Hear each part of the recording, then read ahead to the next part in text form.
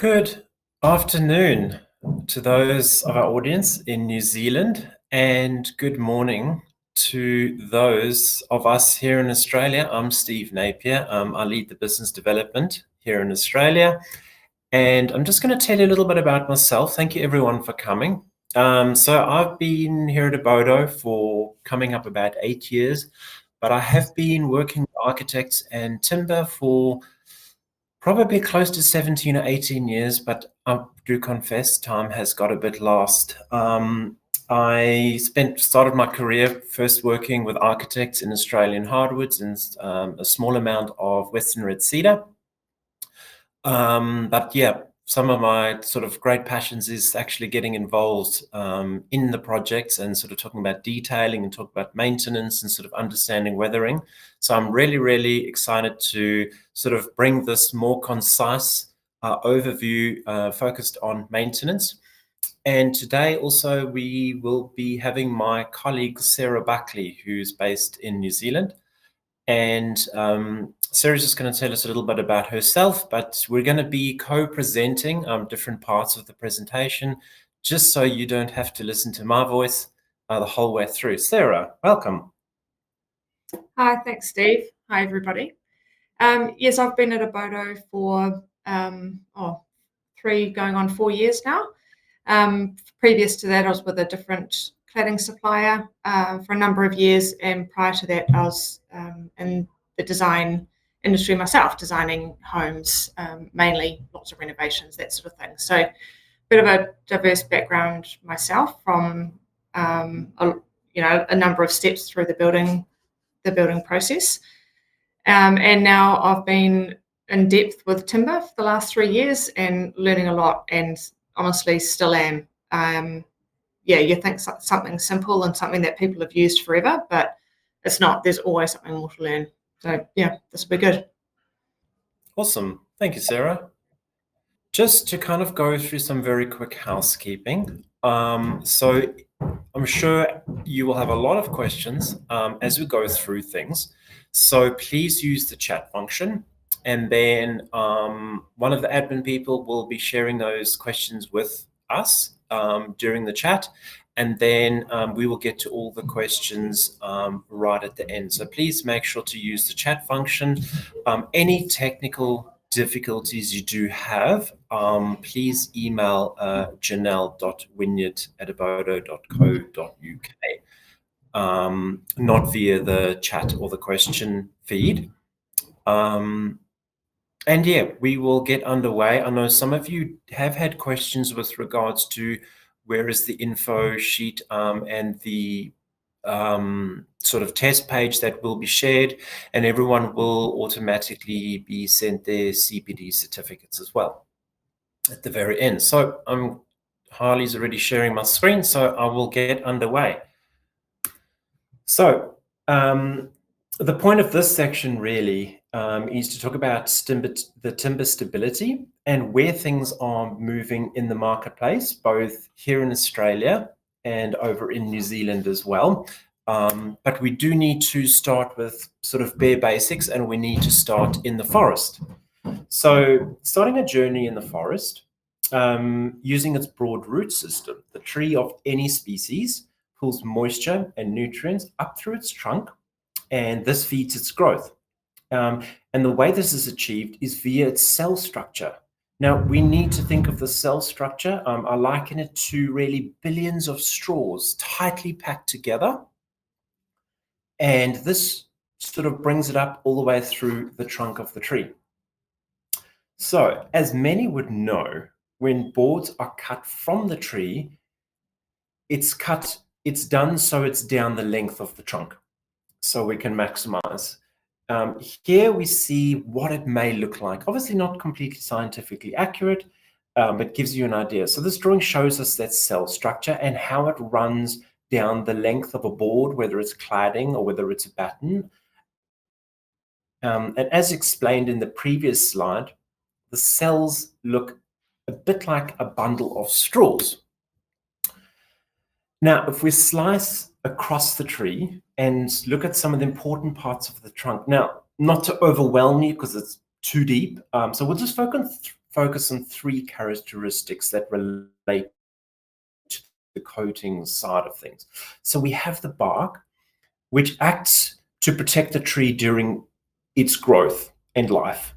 I guess think of it a bit like the human skin in a way. And then we've got the beautiful growth rings, which as many would know, represent the seasonal changes. So here you can see, so the lighter colored rings are the early wood, which is during the spring and warmer months, and then the late wood, which is the autumn and the colder months.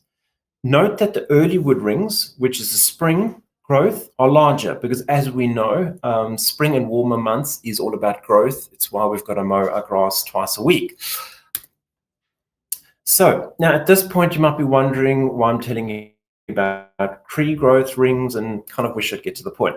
But this information is important because it does actually affect the aesthetics of the timber that you use. So if we look it up first up, this is really for our Australian audiences, but also we are seeing some hardwoods over in New Zealand. So here's some hardwood, and to be more specific, it's an Australian hardwood.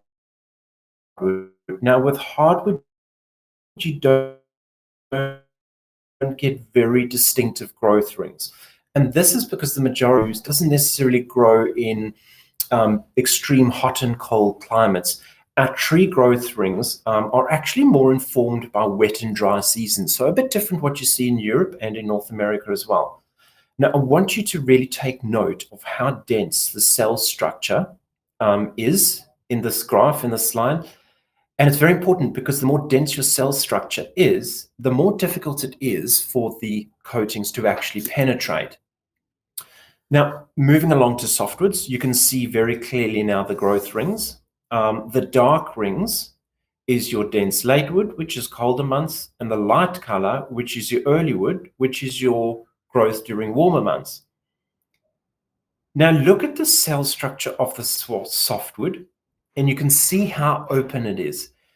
This actually means it's easier for the coating to travel into the timber.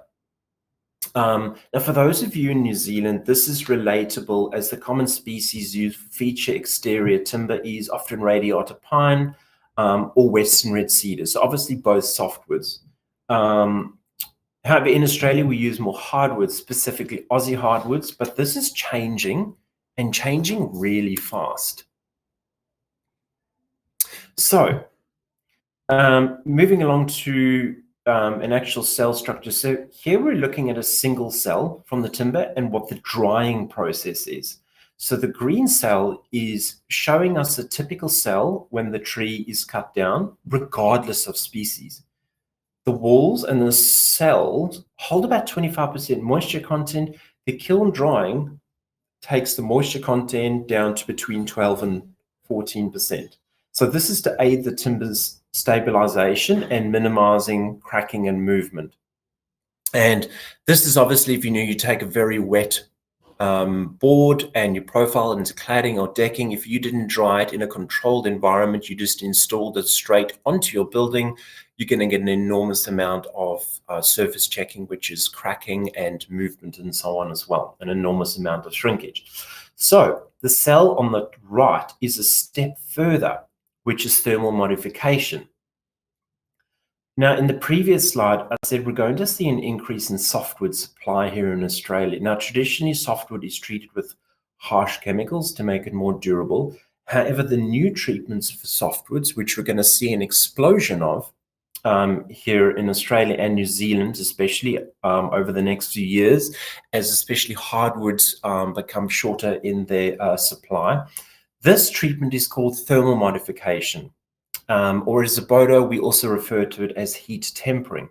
So heat tempering or thermal modification is a chemical-free treatment where intense heat actually removes the tannins in cell from the cell walls and then collapses and fuses those cell walls. So you end up with a timber which is much more durable, doesn't leach tannins, and is a lot more stable. Now, what does this look like? So on this section, what we're looking at is our Vulcan timber, which is a very low movement, and I'm going to get a little bit more into the making of that. Cedar is quite low. thermally modified pine, which is a medium. And then as you get into the Aussie hardwoods, you're getting a much higher movement. This is really important to understand, because a key thing is the higher moving your timber, the more maintenance that there is going to be.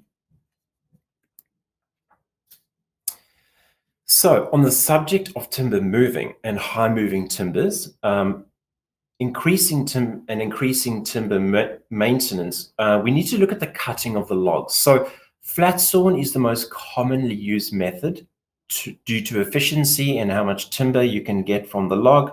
And it's obviously going to be a lot more cost effective. But a big downside is that the timber boards will move a lot more. So when a timber is naturally stable, this isn't such an issue. But for high moving hardwoods and certain softwoods, so like radiata pine, which has just been kiln dried down to 12 to 14%, you are going to see a lot more moving. This is an issue. And as I've said, high moving timber does have an impact on coatings and how they weather over time. Now, quarter sawn. So quarter sawn is not commonly used due to the high cost. It's more difficult to get a higher yield. But the positive thing with this is that it is making the timber a lot more stable, which means you're going to get lower maintenance, and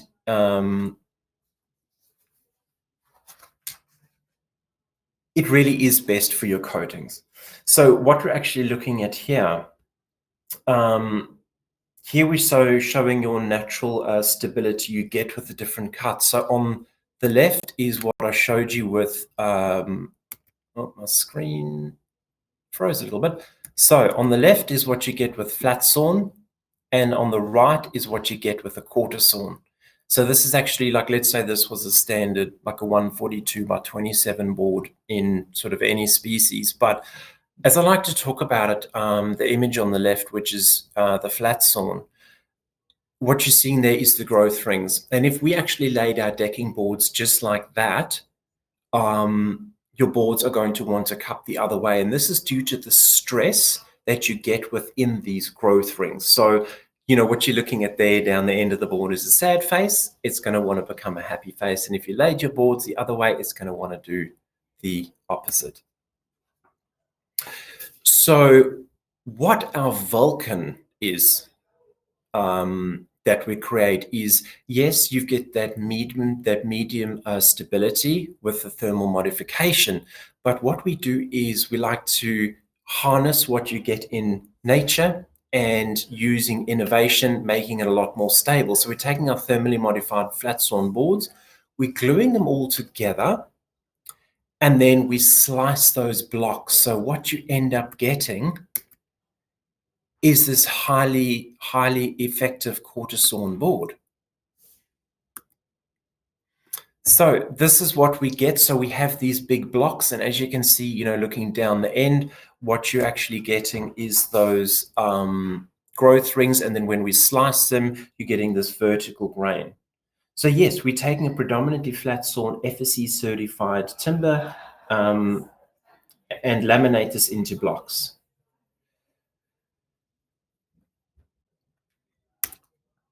And so what we end up here is what you're seeing is this vertical grain on each board. Not only has this reduced the movement, it's also given it a constant grain pattern, which improves your coating performance. So you can see this beautiful quarter sawn board. So what this is actually showing is our internal paneling, which is in a 9mm. So to give you an idea of the stability, essentially we can do a 10mm board in 180 wide, which is not something you can actually do in an Australian hardwood at all. So super important, we're talking about surface textures. And this is one of the most vital parts of why your coating isn't lasting as long as it should. So the surface texture of most feature timber in Australia and New Zealand has a smooth surface. The issue with this is that it's actually closing off the cells and does not allow the coating to properly penetrate. into the timber. And because it's such a smooth face, it doesn't actually allow the pigmentation to kind of hold onto anything. Now, in an ideal world, we'd not put any coating on an external timber for around 12 months to kind of allow nature to sort of open up that sort of cell structure. And I'm going to show you what this looks like under a microscope in the next slide. Where dressed does work really well is if you've got soffit linings or anything for like interiors. So this, as this image shows, is our 10mm paneling, and this is internal. So what this is showing, this is actually a Western red cedar, but you can see under a microscope. So if you look at the one on the left, obviously we've got new and this is dressed, and then the one on the right is what we have when it's been exposed to a lot of weathering. And this is the type of thing you'd see under a microscope if you looked at an Australian hardwood. What we actually do at Abodo with our Vulcan is for anything external,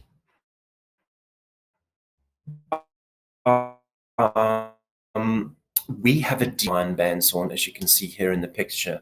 Now, this is actually an ideal surface texture for anything external, regardless of species. And what this basically does is this opens up the cell structure and allows the pigmentation to actually grip onto something. So this is actual weathering. On the left, we have dressed timber with 1 and 2 coats, and on the right, we have fine sawn timber with 1 and 2 coats. So you can see the importance of how many coats you do put on. Personally, here in Australia, I always suggest to my clients they apply 3 coats because it's about building those pigmentation and those layers of oil.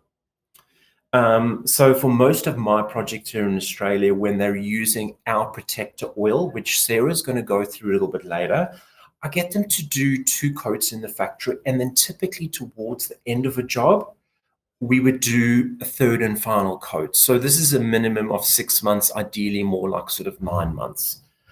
Now, you don't have to do that 3rd and final coat, but I mean, being at Abodo for 8 years, I've got a really good amount of projects under my belt, and I revisit projects constantly, and happy to share some specific addresses for my Aussie audience if you've got some projects and you need clients to go visit.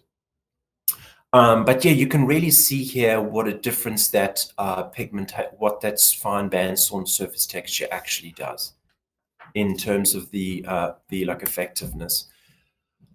Now, when it comes to a fine sawn texture or a bandsawn texture in a hardwood, it's incredibly difficult to get a nice even texture, and this is because a hardwood is so incredibly dense.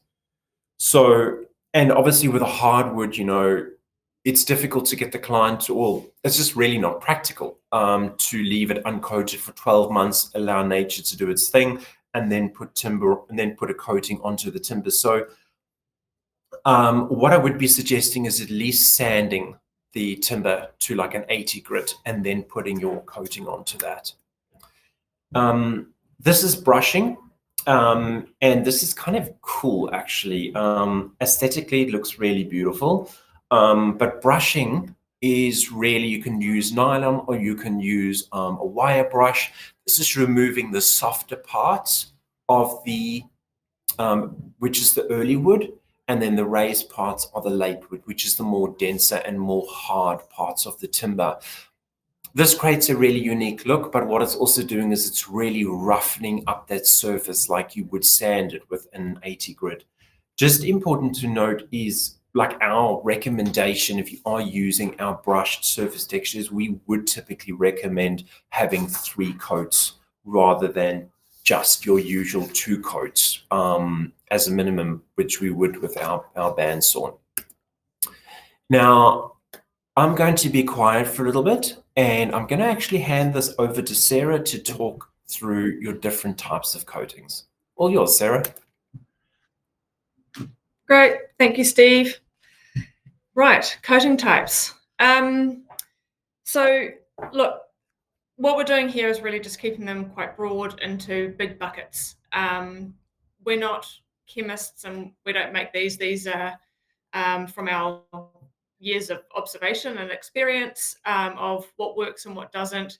We do talk to experts a lot on this for various things. So it's a bit of this section here is mostly observation, but it's also the technical stuff has come from experts, just so you know. Right, but I'll just start with no coating. No coating is when you're applying a clear coat in the factory and allowing the timber to weather off, doing no further maintenance, or applying no coating at all and allowing the timber to weather off and do no maintenance. The pros and cons of these. The pros, obviously, there's no maintenance and reduced ongoing costs.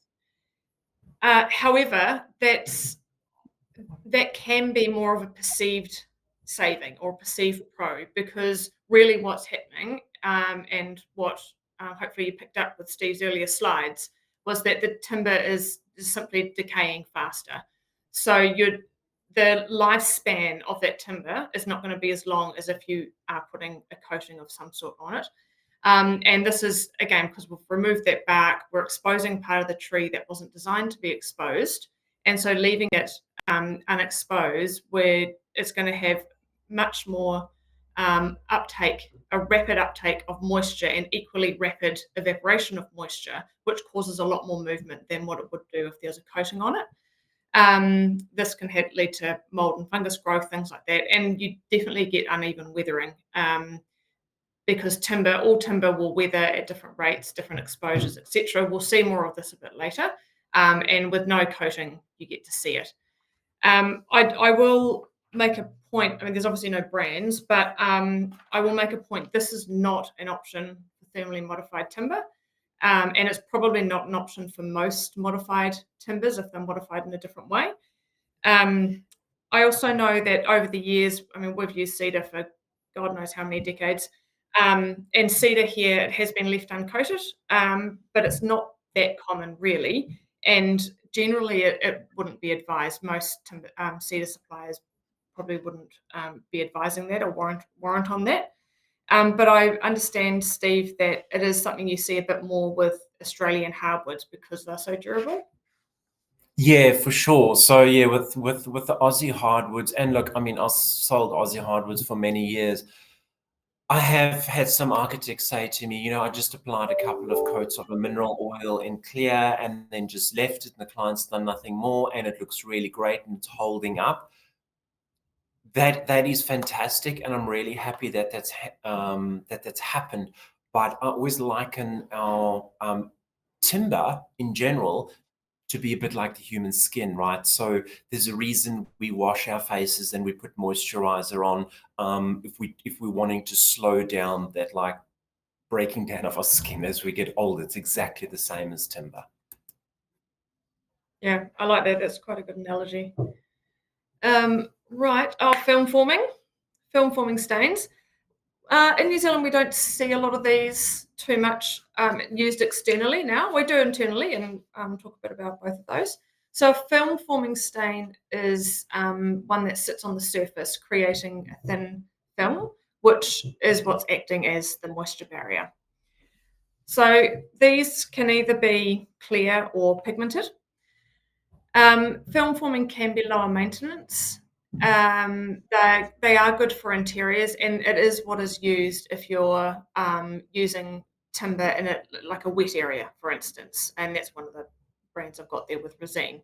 So inside in a wet area, it is a polyurethane, which is a film forming. That is what you're going to be using, and for, I mean, argument's sake, they tend to work well. What we're talking about here in terms of the cons is really in external applications.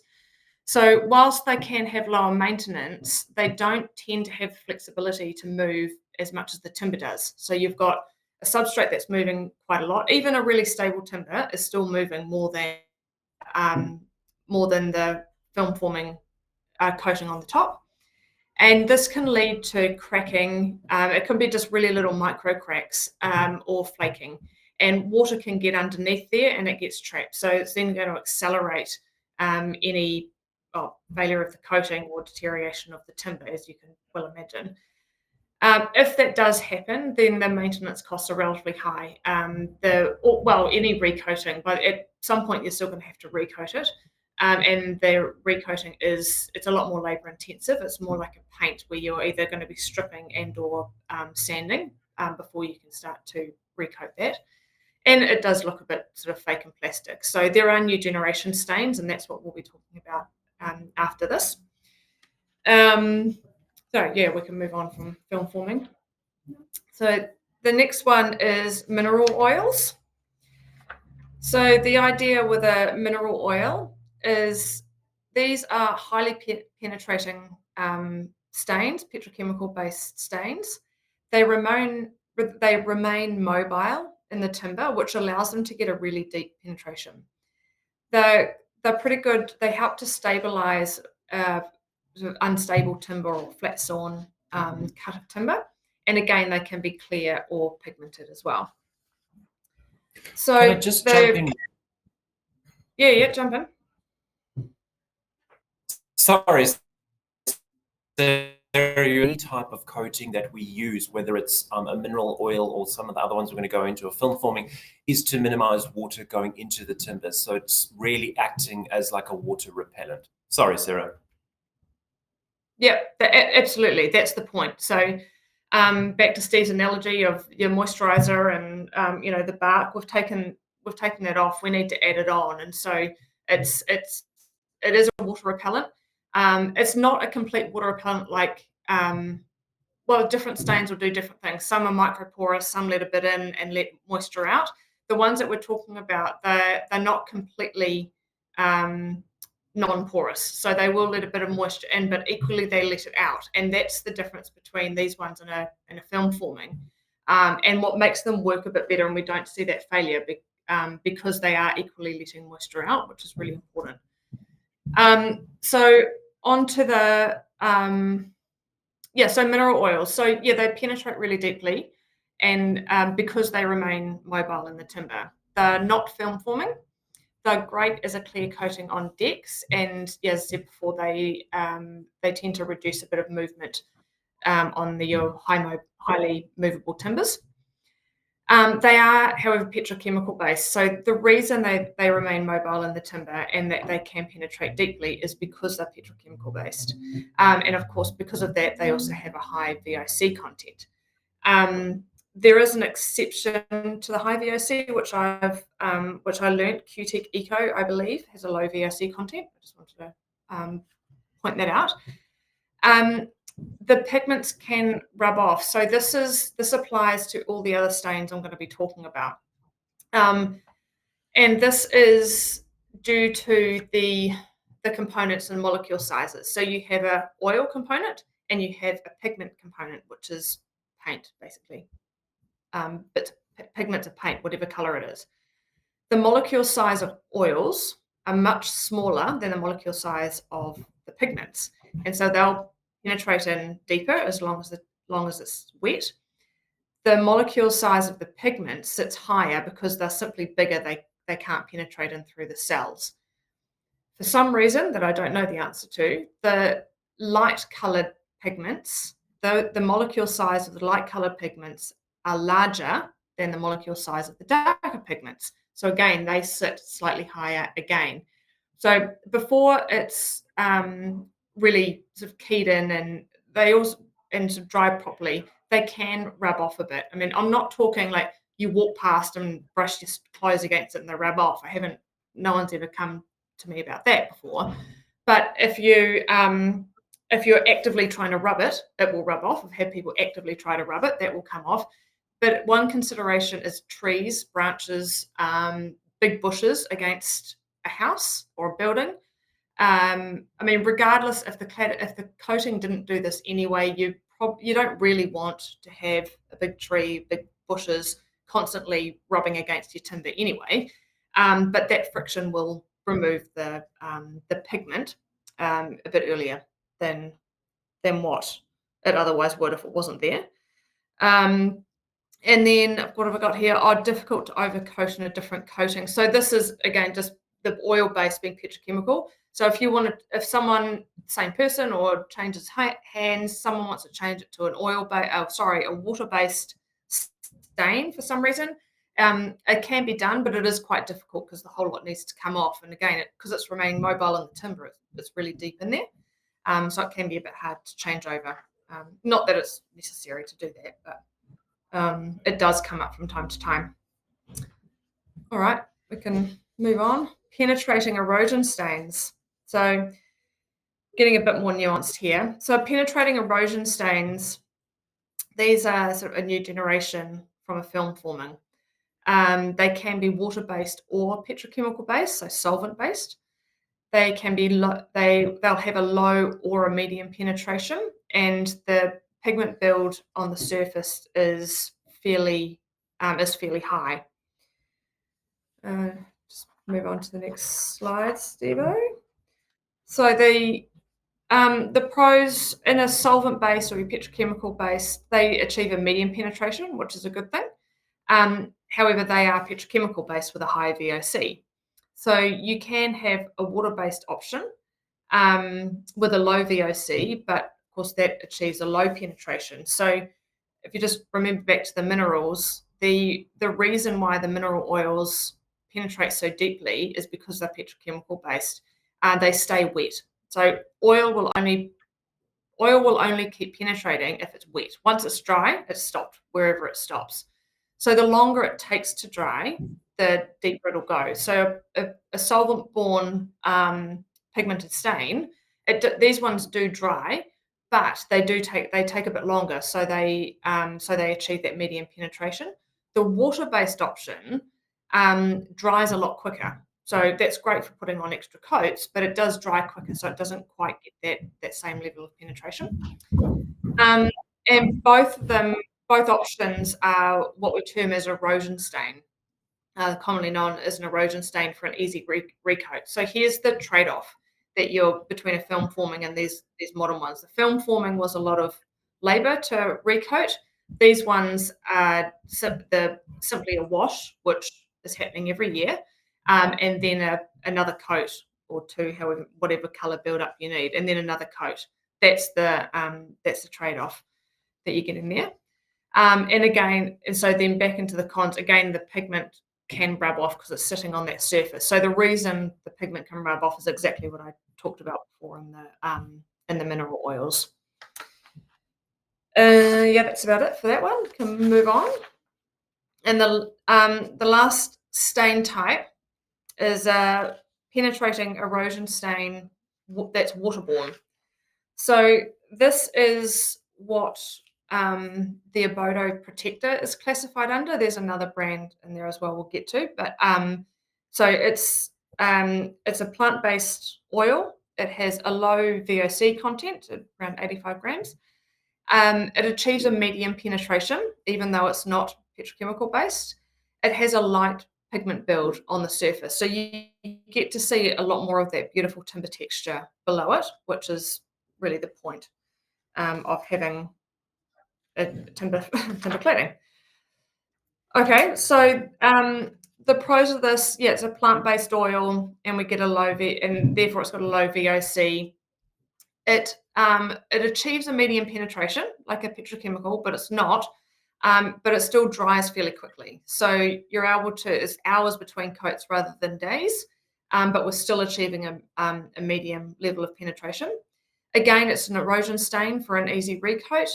The Abodo protector has been specifically developed and tested for Abodo Vulcan timber.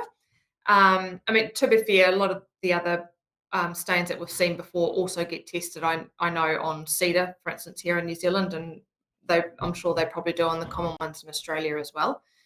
And the other one is the light pigment build, so you still get to see that beautiful timber texture.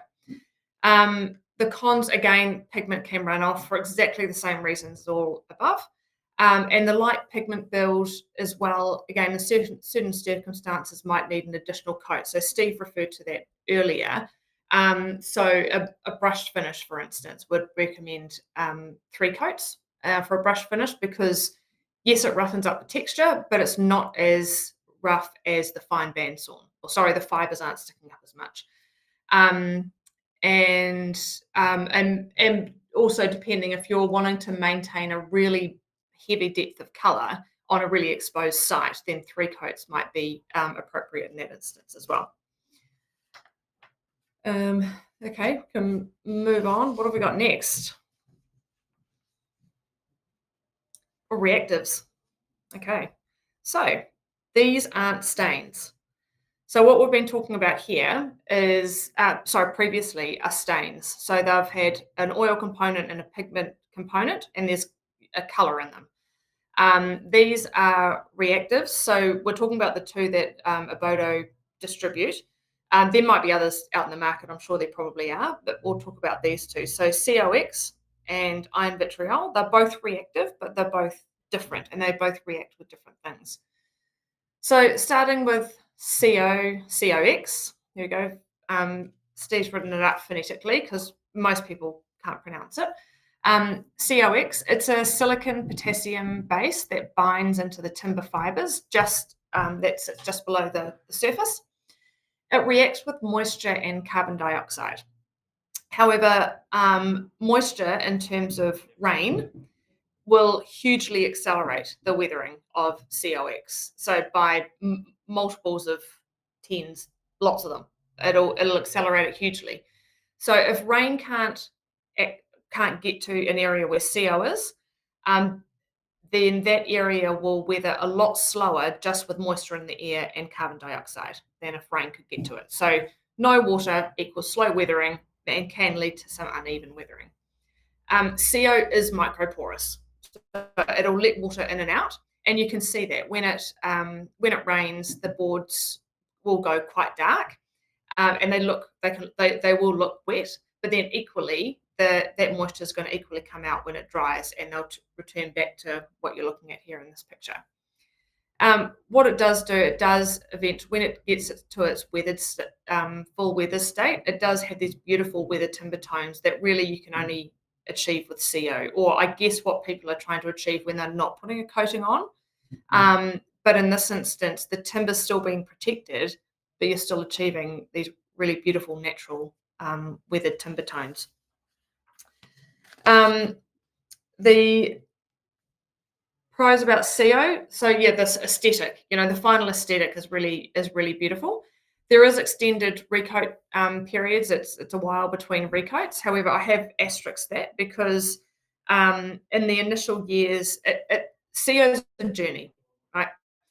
So I just touched on before, if rain can't get to it, it's going to weather at quite a different rate than the other one, and can be some uneven weathering, which you're seeing in this photo here. So this is there's not a huge, well, there's a huge E just to the side, but where you're looking at the gutter is sheltering this wall from the rain. It's not getting direct rain, but below it is. And so this is an example of uneven weathering.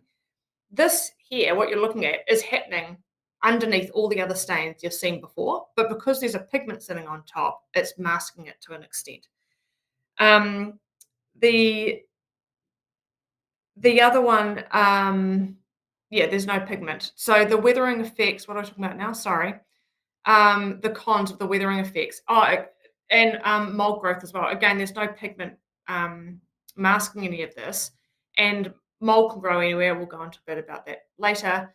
And in the initial years of this weathering for CO, and CO can take, we've known houses here in New Zealand that they take 12 months to get to the full weather state.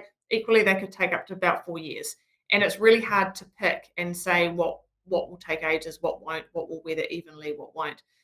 There certainly are some designs that suit CO more than others. So a rain screen, for instance, works really nicely. Anywhere where there's not a protrusion will weather, or has a better chance of weathering really nicely. So there are designs that suit it, and then some designs that probably it's not really for CO. All right, can move on to the next one. Must be iron vitriol, the next one. Can you hear me? Oh, there we go. Hello. Iron vitriol. So yeah, this is quite cool. This is it's a fairly old technique of timber preservation. We don't use it for the preservation of the timber, more for the nice old timber look that it weathers to. So it's also known as iron sulfate. So it smells like vinegar. We put it on in the factory. It's applied as a water-based solution, and it weathers down to a sort of grey-brown patina, or what you're seeing in that photo there. Now this reacts with tannins in the wood. So the what you're looking at is a house with Vulcan on it, so thermally modified, and a lot of the tannins are drawn out during the thermal modification process, but there's still enough in there to cause a reaction. But if this was applied to a different timber, a timber with a much higher tannin content, then that colour would be that'd be a different colour. It'll weather slightly differently. It is low toxicity. It stinks when it's going on in the factory, but it is, from a toxic point of view, it's pretty low. It does still need a clear oil on top. So again, it needs its moisturizer. We want to protect that timber from drying out. It's not the iron vitriol in and of itself causes this color reaction. It's not providing any sort of moisture to prevent the timber from drying out. So we do need to put a clear oil on top to help that along. And there may be some residuals. If there are residual salts on the surface, then they may leach out. So it can, if it's sort of above concrete or anything like that, it can stain. We're working on trying to minimize that, but at this point, there's a possibility it could leach if there's some residuals left on there. Okay, what's next? That must be all the coatings. So stain coatings, various stained with pigments in them, and then your reactors, which are fairly sort of new sort of options for timber. Okay, so here we are, weathering expectations. Okay, so I just want to start with reminding everyone what we're looking at, or what we're talking about here. We're talking about raw timber, okay, that is coated with a semi-transparent pigment stain on top. Okay, so it's semi-transparent. You can see the timber underneath. So what we're looking at here, this is an example of weathering that can happen due to orientation.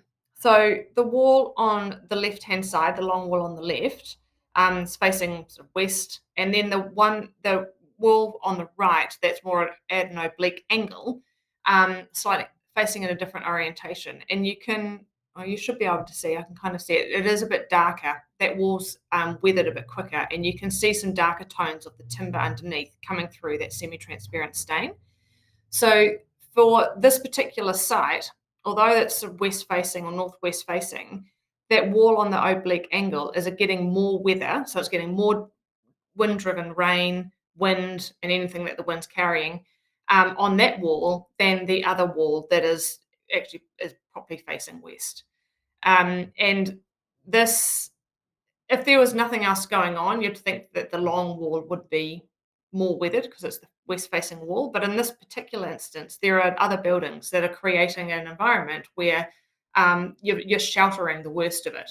And so that's what you get. So depending on the orientation of walls to the weather, but also other buildings around it, or trees, or any sort of physical structure around it, can alter how the weather, how wind and rain and the weather really comes in around that building.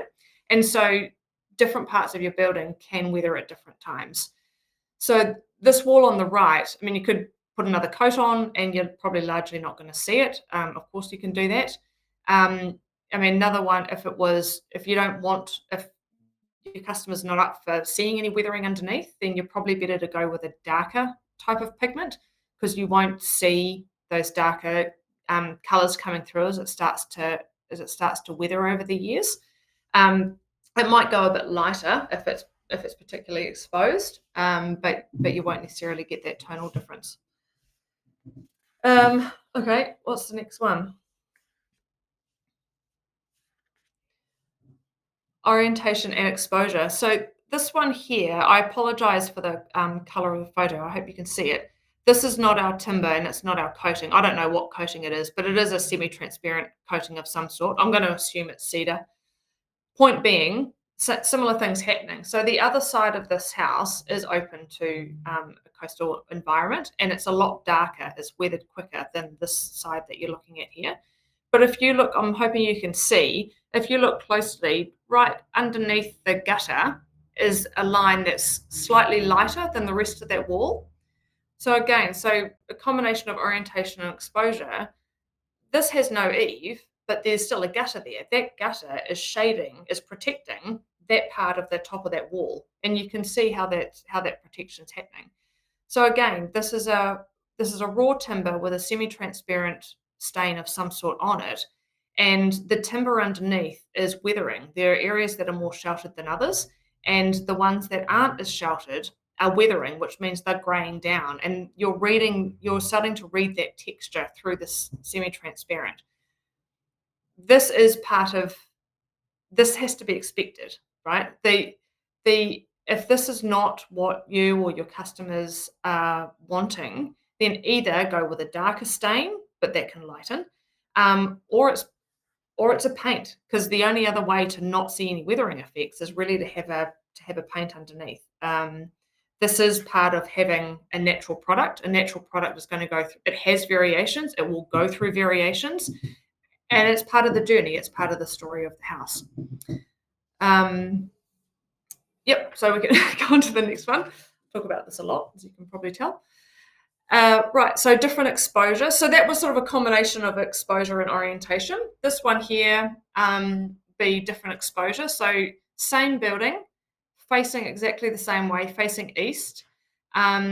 This is on a very, very exposed site. It gets sun all day, even though it's facing east, it gets sun all day, these walls. It's really windy, or can be very windy. When it's raining, rain would be driving in around all these buildings. There'd be sea spray there on the coast. There'd be sea spray, so very exposed site. I mean, immediately here, these walls have been up at the same time. You can see the difference, same coloured coating, and you can see the difference between no eave and then a big eave overhang, the difference in that coating staying there. So this is just the colour. Keep in mind, while it's faded quite a bit on the left, the timber's still being protected. That oil's still in there. It's just that pigmented colour has faded back. And on the right, you can see how a big eave has really sheltered that and protected the shading of that pigment. You can very, very lightly see at the bottom of that wall, there's a gradual fading where sun is coming in. Again, I mean, this particular site gets sun all day, even though these are truly east-facing walls.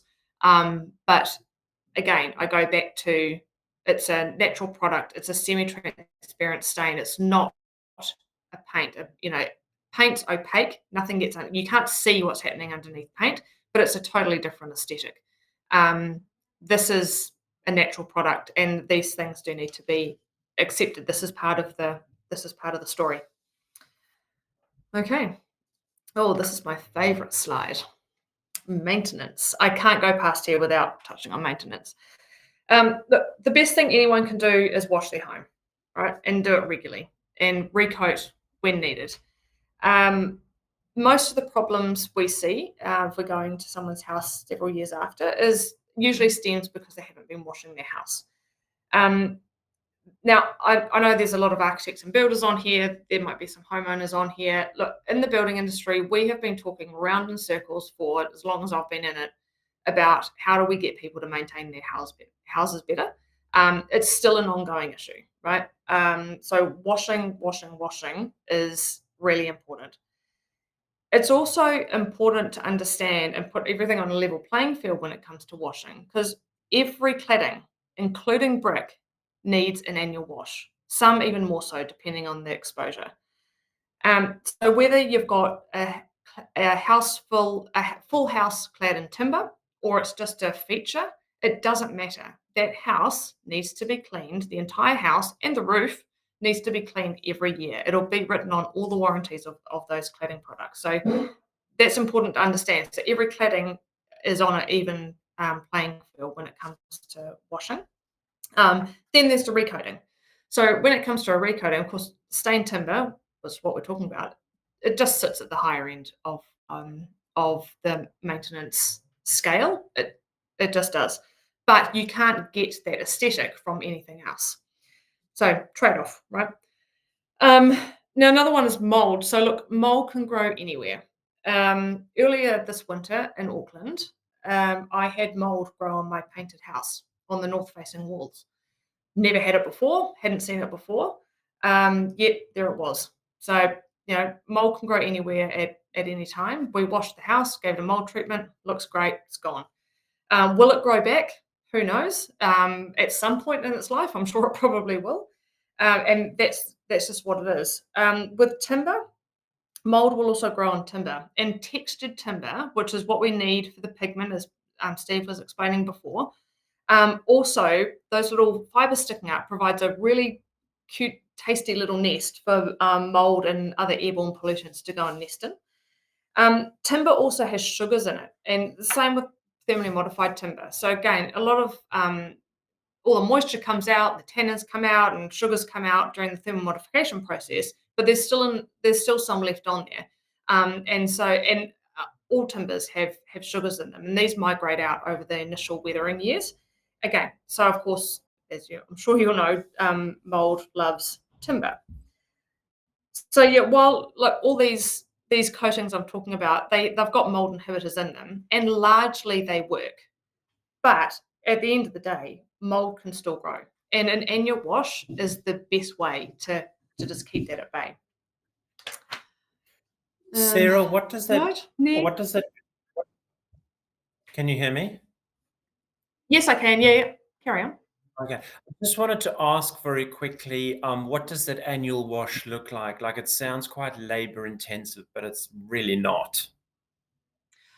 Well, yeah, that's right. So let's assume there's not mold on there. Then if there's no mold on there and it's the first wash, or you are washing it annually, it might just need a hose down, or a detergent, like a really a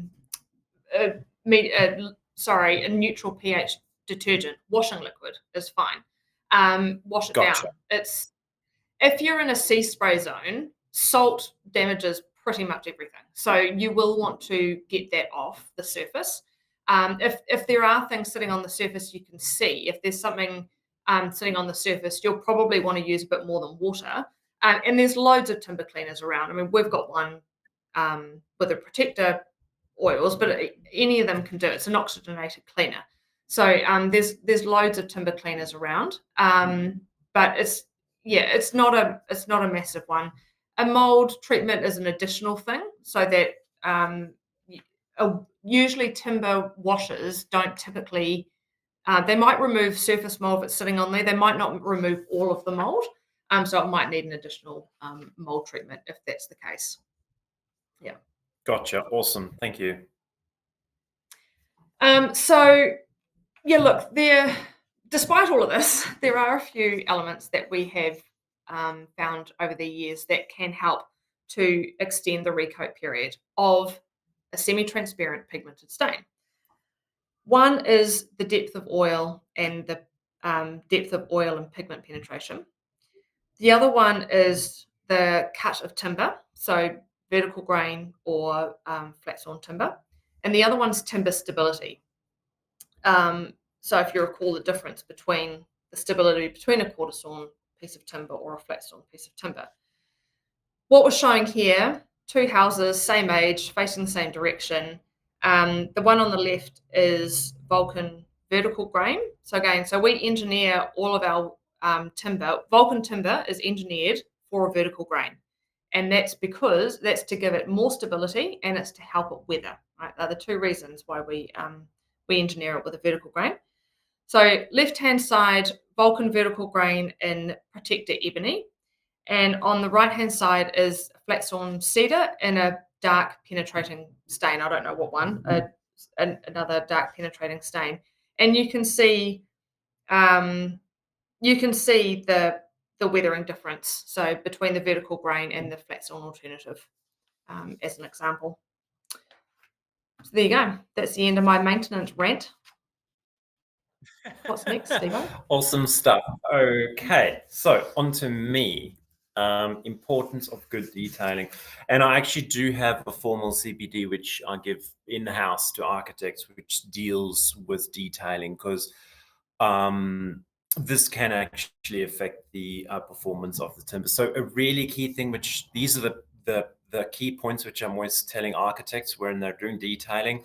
We're always wanting a good amount of cavity behind. So what I'm showing here is actually our New Zealand code mark drawing, so from our code mark manual. So a good cavity batten. So a cavity batten is more than just a 70 by 35 pine batten. This actually has cutouts in it, so that allows for water runoff and sort of proper airflow, sort of allowing the moisture to drain away. And then at the bottom of the wall, obviously we're wanting to make sure we've got a cavity closer. So this is perforated, of course. So this is to stop mice and rodents and so forth.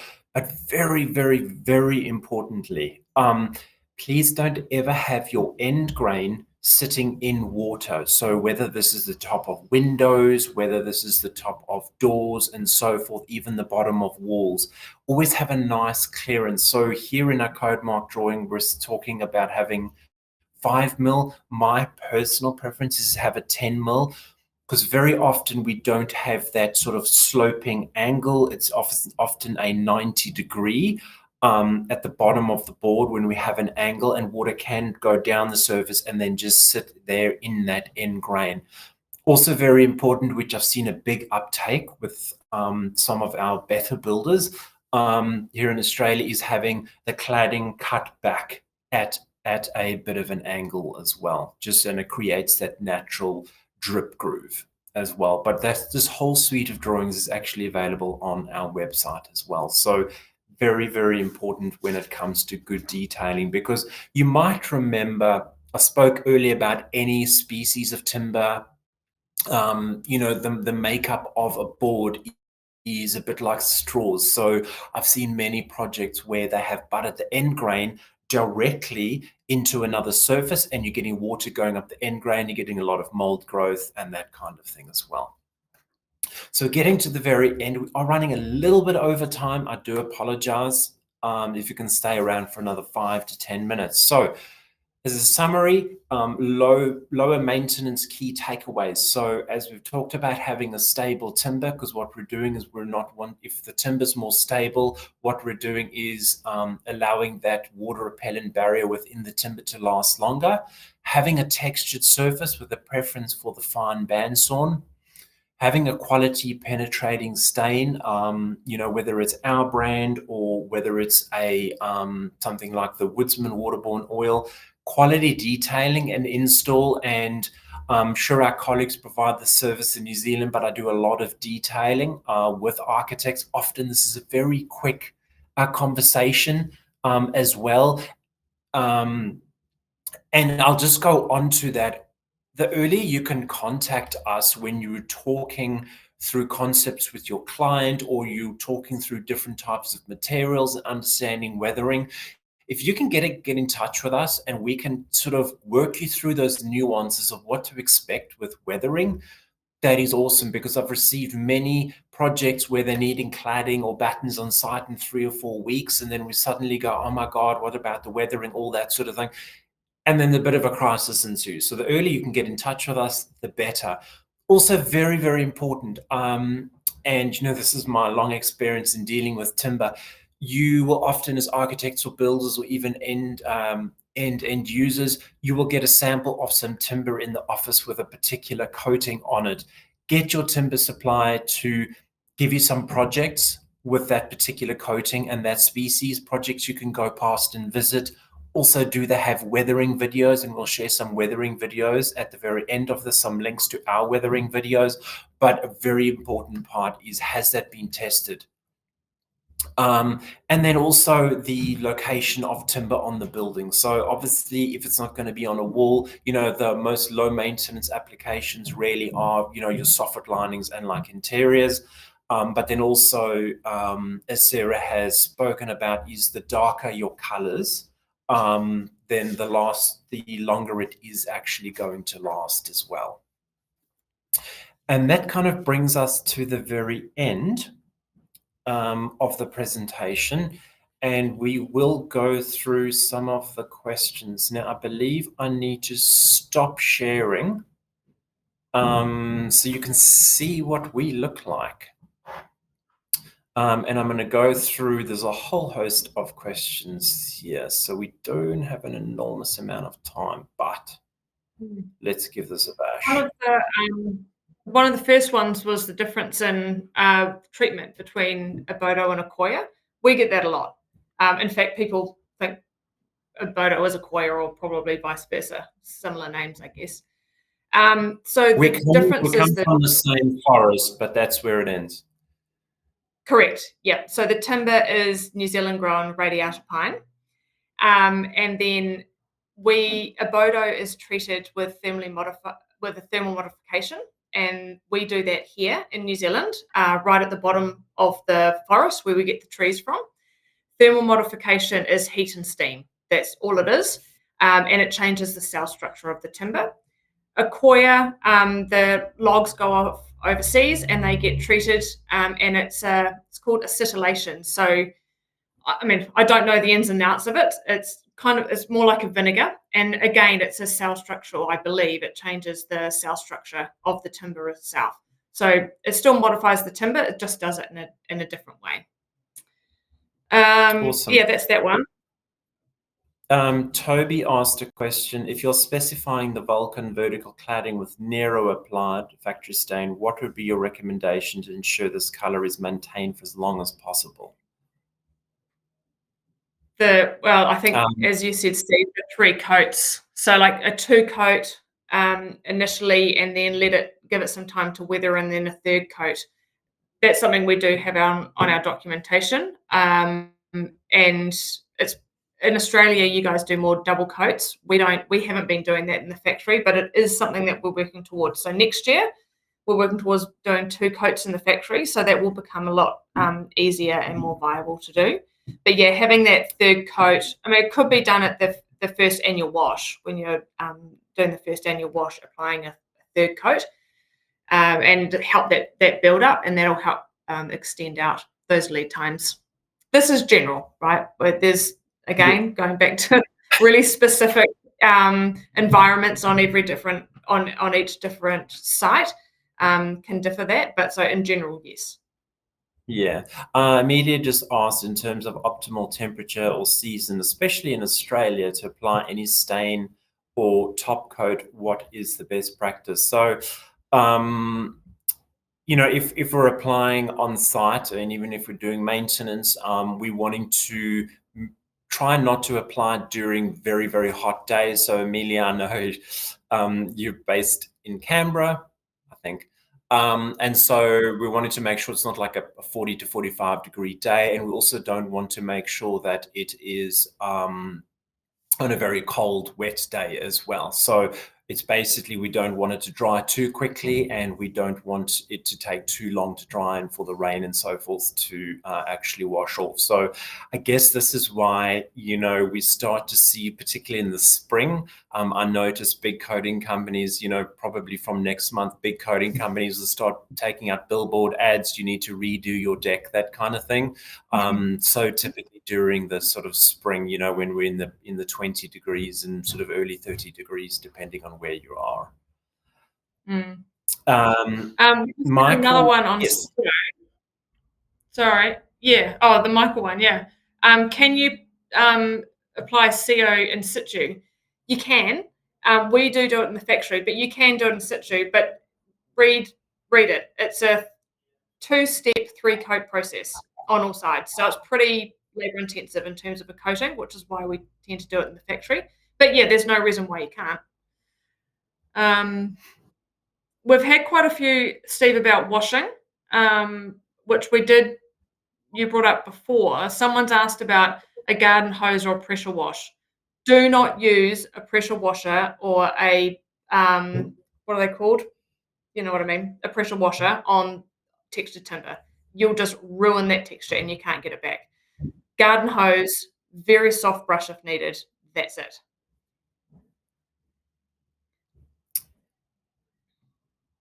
What else have we got?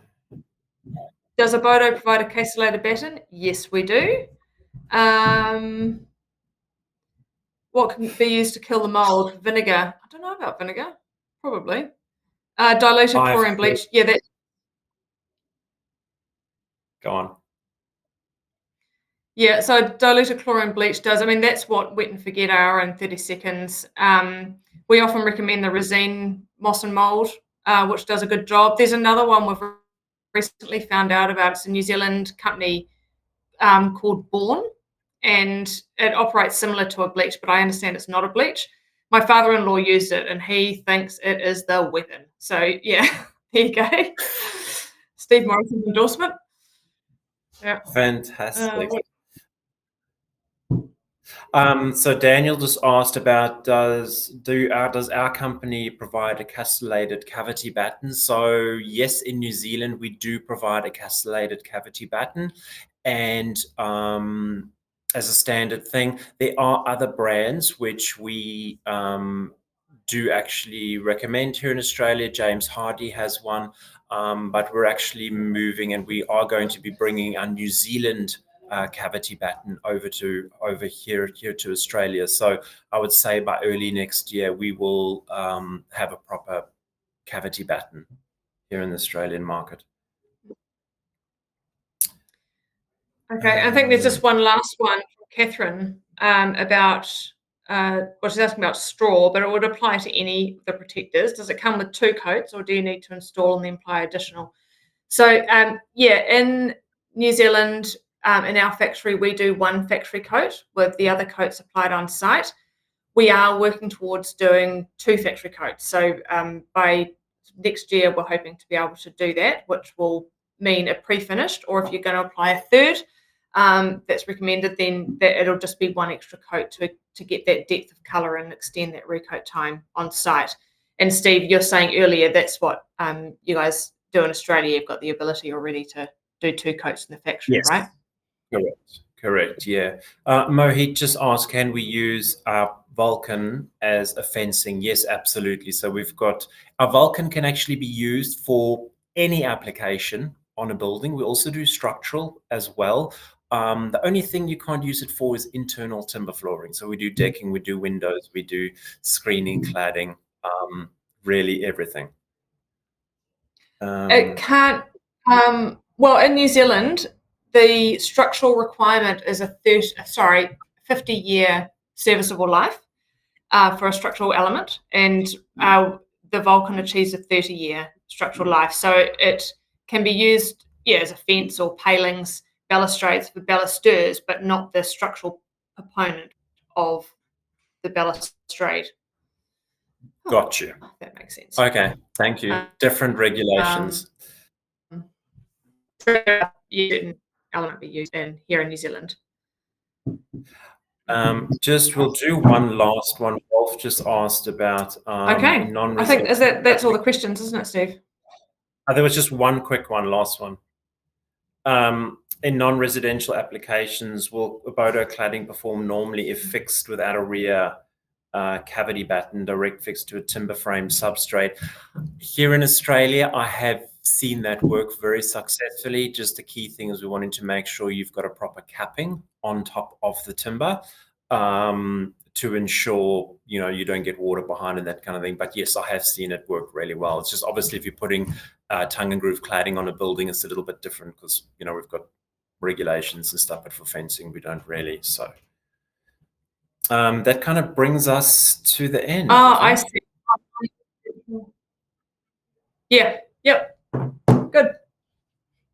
Awesome. Thank you, everyone. Really appreciate it. You will automatically get your kind of test sheets and so on, and your CPD certificates. And I believe that you will be sent a recording. And yeah, for those of you who weren't able to join, you will get a recording as well. Yeah, cool. Thank you, Sarah. Great. Appreciate it. Steve, nice to see you. Thanks, everyone, for joining. See ya. Bye. Bye.